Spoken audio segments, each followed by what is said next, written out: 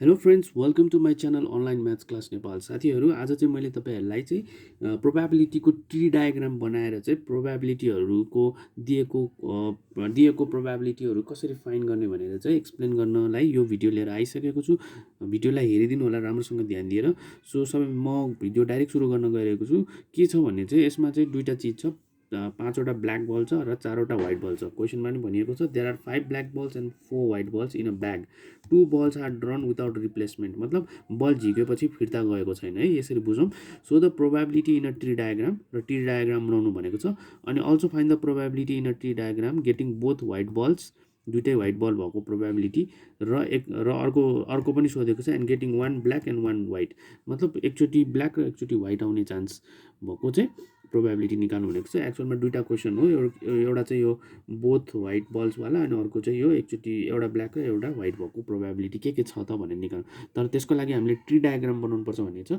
साथीहरू, अब भिडियोलाई सुरुदेखि अन्त्यसम्म एकदम ध्यान दिएर हेर्नु होला, र तपाईँहरूले चाहिँ यसबाट चाहिँ ट्री डायग्राम कसरी बनाउने, जुन चाहिँ एक्जाममा सोधिरहेको हुन्छ, र ट्री डायग्राम बनाउने एउटा सजिलो तरिका सिकाउँदैछु, ध्यान दिएर हेर्नु होला। सो ट्री डायग्राम बनाउनुभन्दा पहिले चाहिँ सबैभन्दा पहिला चाहिँ तपाईँहरूले दिएको इन्फर्मेसनहरूलाई चाहिँ लेख्नु होला। जस्तै कि नम्बर अफ ब्ल्याक बललाई चाहिँ एनबी भनेर लेख्नुहोस्। Black ball 5, so number of white ball चाहिँ 4 छ।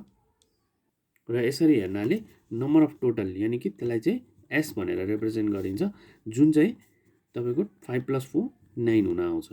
सो साथीहरू, बललाई हामीसँग कतिवटा बल छ त? अब तपाईँहरूले यसलाई एउटा स्ट्रक्चर चाहिँ पहिले बनाउनु पर्ने हुन्छ होइन। त्यो के हुन्छ भने बललाई दुईचोटि तानिएको छ र दुईवटा बल छ हामीसँग। दुईवटा बल भनेपछि तपाईँको सबैभन्दा पहिला चाहिँ के हुन्छ भने एउटा यहाँबाट सुरु गर्नुहोस्। यो तपाईँको फाइनल आउटपुट यहाँनिर हुन्छ, र यसबाट आउने पोइन्टलाई यसरी जोइन गर्नुहोस् र क्लिन देखिन्छ है।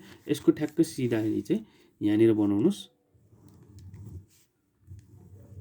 र यहाँबाट आउने यो चाहिँ तपाईँको लास्ट आउटपुट हो। योभन्दा अगाडि एकचोटि फेरि आइसकेको हुन्छ, र यस्तो गर्नुहोस्, र यो दुइटाको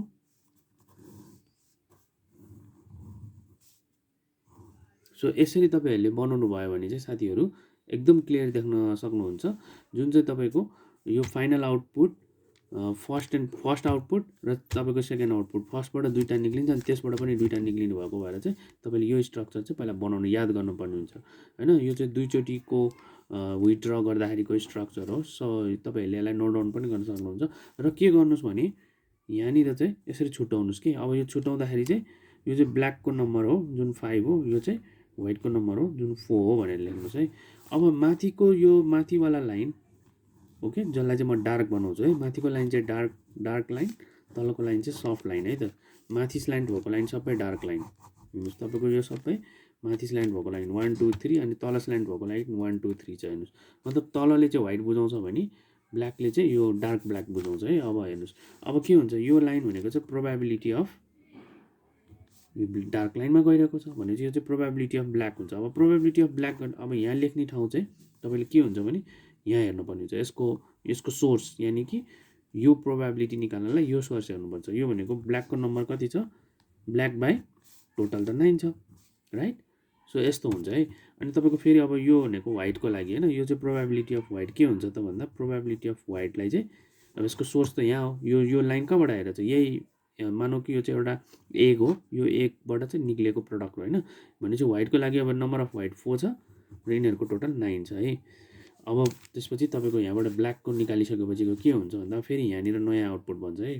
साथीहरू हेर्न सक्नुहुन्छ, नयाँ आउटपुट भन्दा यो ब्ल्याकले त घटाइसकेको छ भनेपछि नम्बर अफ ब्ल्याक अफ 5 नै रहन्छ त? रहँदैन, डेफिनेटली रहँदैन, यो 4 हुन्छ है। हेर्नुहोस्, तर यो लाइनले तपाईँको व्हाइटलाई केही इफेक्ट गरेको छैन नि होइन, व्हाइट बललाई, त्यही भएर व्हाइट चाहिँ तपाईँको 4 नै हुन्छ।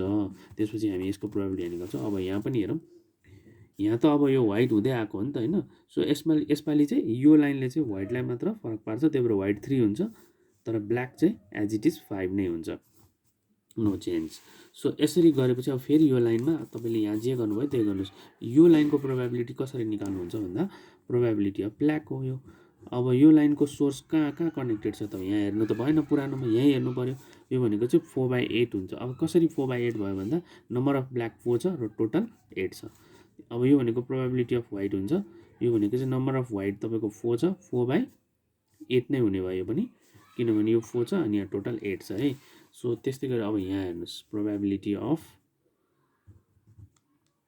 यो भनेको तपाईँको ब्ल्याक हो, माथिको लाइनले ब्ल्याक बुझाउँछ। सो ब्ल्याक भनेको 5/8 छ यहाँनिर, किनभने यहाँको यसको सोर्समा ब्ल्याकको नम्बर 5 देखिरहेको छ। सो 5/8। सो त्यस्तै गरी प्रोबेबिलिटी अफ वाइट 3 छ, 3 मा आउट अफ 8 3 छ।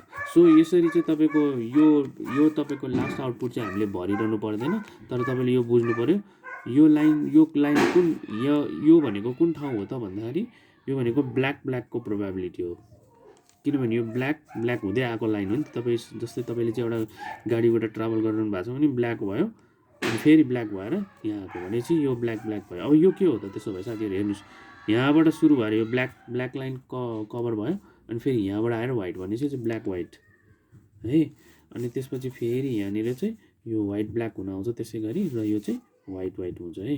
अब तपाईँहरूले यो ब्ल्याकको यहाँनिर के गर्नुहोस् भने यो दुईवटा प्रोबेबिलिटी हामीले निकालिसकेको छ नि 5/9 र 4/8। सो तपाईँले यहाँ चाहिँ 5/9 इन्टु 4/8 गर्नुहोस्, त्यो आउटपुट पछि गर्दा पनि हुन्छ, मतलब 20/9 72 हो। यो चाहिँ ब्ल्याकको प्रोबेबिलिटी भयो।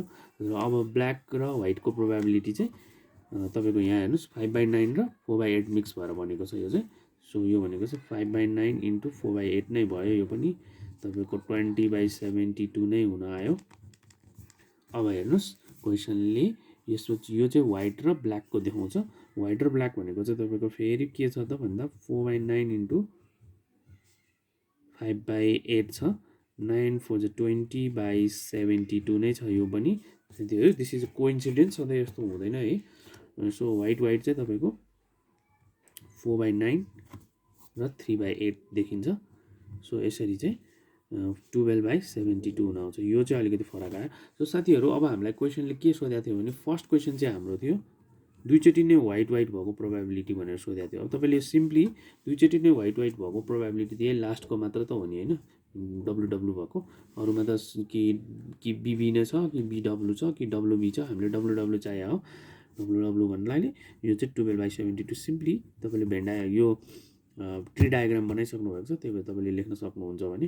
र अर्को एउटा क्वेसन चाहिँ probability of black and white भनेको चाहिँ अब के छ भने probability of black and white भनेको चाहिँ अब यस्तो छ क्या, एकचोटि ब्ल्याक एकचोटि व्हाइट भने चाहिँ दुईवटा छ यो हामीसँग। प्रोबेबिलिटी अफ बिडब्लु एकचोटि यहाँ छ ब्ल्याक र व्हाइट भएको, अनि अर्कोचोटि ब्ल्याक र व्हाइट भएको यहाँ छ भने चाहिँ दुईवटालाई अब इन्क्लुड गर्नुपर्ने। अब यस्तो सिचुएसन भयो भने चाहिँ के गर्नु भने तपाईँले दुईचोटि नै हेर्नु, एकचोटि ब्ल्याक एकचोटि व्हाइट भएको भनेको चाहिँ अरले तपाईँले त्यसलाई कि यो हो कि यो हो भनेर लेख्न पर्ने हुन्छ नि त होइन, कि यो हो कि यो हो।